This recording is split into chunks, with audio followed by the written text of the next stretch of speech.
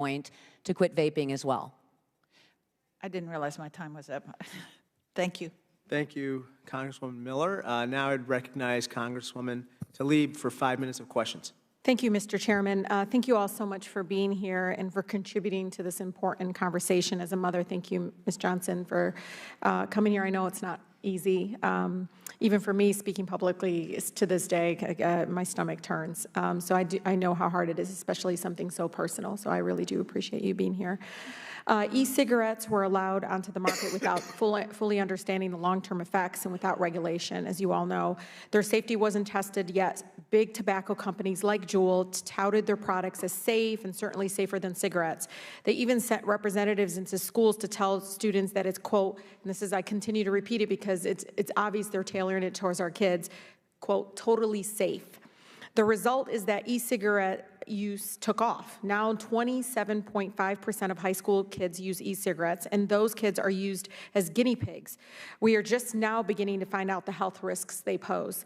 Risks like those those that are suffering right now from it, and the outbreak of lung disease and so forth. In fact, most e-cigarettes hold and discharge numerous other potentially toxic substances, such as, I'm going to try to pronounce this, formaldehyde. Yes, thank you. And a compound named benzene, which is found in car exhaust systems. Dr. Rizzo, yes or no, is it safe to inhale these liquids contained inside e-cigarettes directly into your lungs? No. Dr. Rizzo, what are the outcomes of inhaling such toxic substances, and are there any links to lung damage or heart disease? Are there any studies regarding the health risks associated with vaping? There are no long-term studies since it has only been in the marketplace here for about 9 to 10 years. Yes. Likewise, the cigarette smoking process requires the user to inhale ultra-fine particles that could possibly irritate their throat, eyes, and airways. Dr. Rizzo, could these particles exacerbate respiratory alignments that affect our breathing?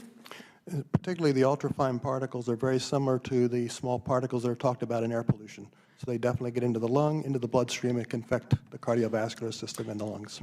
Thank you. Very little is definitely known about the long-term health effects of e-cigarettes use in vaping, but there is a conscience as to nicotine's dangerous effects on development of adolescent brain and increased risk of future addiction. Dr. Ezeki, can you explain how nicotine impacts brain development in adolescents? So, of course, the brain is still developing almost until age 26. And with nicotine, the receptors in pediatrics, they are more susceptible to being addicted. So they get addicted quicker, and the addictions predisposed to future addictions down the road. So we have seen that people who have worse addictions usually started at earlier ages. And this is very scary. And as a mom, I hope e-cigarette users are aware of this fact and are not waiting for government to declare this kind of a national crisis right now, right? That we already know from just as mere hospitalization cases like in your daughter's case and so forth, that it's unsafe. We've heard today vaping exposes users to harmful chemicals and so forth.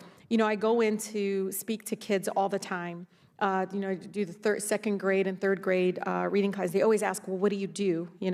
And I tell them I work at the Capitol, and I show them the picture and tell them where it is geography-wise. And then I tell them, when I was your age, I used to go to restaurants with my parents, and they say, right now you go, and they say, how many people in your group? When I was little, they said non-smoking or smoking section. And the kids are like, what? And I was like, yeah, they would say non-smoking or smoking because they smoked in cigarettes in public places like restaurants, hospitals, schools, planes, and the kids' eyes are wide, and they're like, what? That's unbelievable. And I said, yes, even though scientists, people were saying secondhand smoking was worse than directly smoking cigarettes. And even though health experts and others were coming forward, you had big industry, corporate greed, misleading information out there to the public, what the real impact was on health. And so it's so important that you all continue to speak truth about this because the long-term effects is very dangerous, especially because they have been targeted towards youth. And then, Ms. Porter, I was reading because I want to know more about you and your beliefs, and I respect that. We all have different beliefs, but you call yourself a converted conservative and reformed Marxist. Are you a conspiracy theorist? I think my politics are entirely irrelevant to this hearing, Oh, okay. Why were you winking at one of my colleagues on the other side of the aisle? You winked. because I know Glenn Grothman. Oh, that's what it, so the winking, did he? He text you introduced right me. at- Oh, He's a that's- friend of mine. Okay, understand. I didn't know what the winking was, because I thought maybe there was something like a conspiracy thing going on there. I didn't know. You think there's a conspiracy in this hearing, ma'am? No, I actually think people are speaking truth here, and you can provide information. May but I do not- may I address the truth? No. Well, the truth to you is very different for the majority of people in this room who do believe that children The are being truth for me is I targeted by quit vaping. smoking with e-cigarettes, and so did 8 You're million still other smoking, people. ma'am. You're still Let's- smoking. I'm not smoking, Thank you. and I'm not lying under oath. Order, please. I'd like to recognize Congressman Connolly for a 5 minutes question.